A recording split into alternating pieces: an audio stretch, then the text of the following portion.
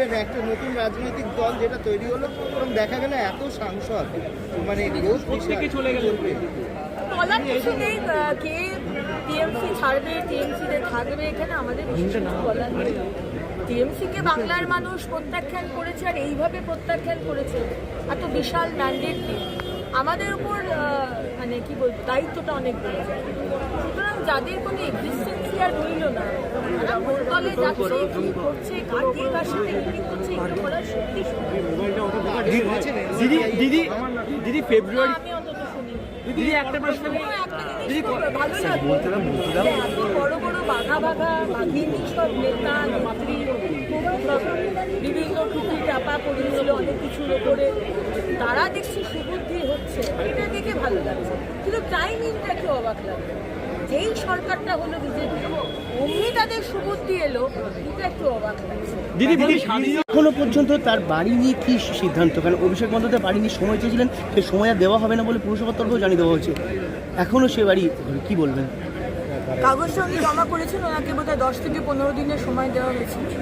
কাগজ ওনার ওখান থেকে উকিল জমা করে দিয়ে গেছে, ওই বিষয়টা আমরা দেখছি, এক্সামিন করবো। ম্যাডাম, ইডি দপ্তরে দেখেছি স্বাধীনতার পর সব থেকে বেশি 700 কোটি টাকা পানীয় জল সমস্যা মেটানোর জন্য বরাদ্দ করা হয়েছিল পূর্বতন সরকারের ক্ষেত্রে। সেই বিষয়গুলো নিয়ে এখন আপনারা কি ভাবছেন? যেখানে যেখানে এই ধরনের টাকা দেওয়া হয়েছে, ছোট কন্ট্রাক্টর হোক, বিরাট বড় কন্ট্রাক্টর হোক, সেখানে আমরা কমিটি বসিয়েছি এবং আমরা দায়িত্ব দিচ্ছি।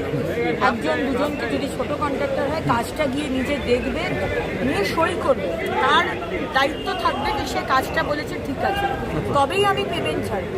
কাজ যদি আপনি সই না করেন তাহলে পেমেন্ট পাবেন না, কিন্তু হ্যাঁ, কাজ যদি ঠিক হয় তাহলে পেমেন্ট কিন্তু আটকাবে না, সেটাও আমি বলছি। বলবেন একটা নতুন রাজনৈতিক দল যেটা তৈরি হলো এবং দেখা গেল এত সাংসদ মানে থেকে চলে গেল, বলার কিছু নেই। কে টিএমসি ছাড়বে, টিএমসিতে থাকবে, এখানে আমাদের কিছু বলার নেই। টিএমসিকে বাংলার মানুষ প্রত্যাখ্যান করেছে, আর এইভাবে প্রত্যাখ্যান করেছে। এত বিশাল ম্যান্ডেট দিয়ে আমাদের উপর মানে কি বলবো, দায়িত্বটা অনেক বেড়ে যায়। সুতরাং যাদের কোনো এক্সিস্টেন্সই আর রইল না, তারা দলে যাচ্ছে, কি করছে, কার দিয়ে কার সাথে মিটিং করছে, এগুলো করার সত্যি দিদি ফেব্রুয়ারি আমি অন্তত শুনি। দিদি একটা প্রশ্ন ভালো লাগবে এত বড় বড় বাঘা বাঘিনী সব নেতা নেত্রী বিভিন্ন টুপি চাপা পড়েছিল অনেক কিছুর ওপরে, তারা দেখছি সুবুদ্ধি হচ্ছে, এটা দেখে ভালো লাগছে। কিন্তু টাইমিংটা একটু অবাক লাগছে। যেই সরকারটা হলো বিজেপি, অমনি তাদের সুবুদ্ধি এলো, এটা একটু অবাক লাগছে। দিদি এখনো পর্যন্ত তার বাড়ি নিয়ে কি সিদ্ধান্ত? কারণ অভিষেক বন্দ্যোপাধ্যায় বাড়ি নিয়ে সময় চেয়েছিলেন, সেই সময় আর দেওয়া হবে না বলে পুরসভার তরফেও জানিয়ে দেওয়া হয়েছে। এখনো সে বাড়ি কি বলবেন? কাগজটা উনি জমা করেছেন, ওনাকে বোধহয় 10 থেকে 15 দিনের সময় দেওয়া হয়েছে।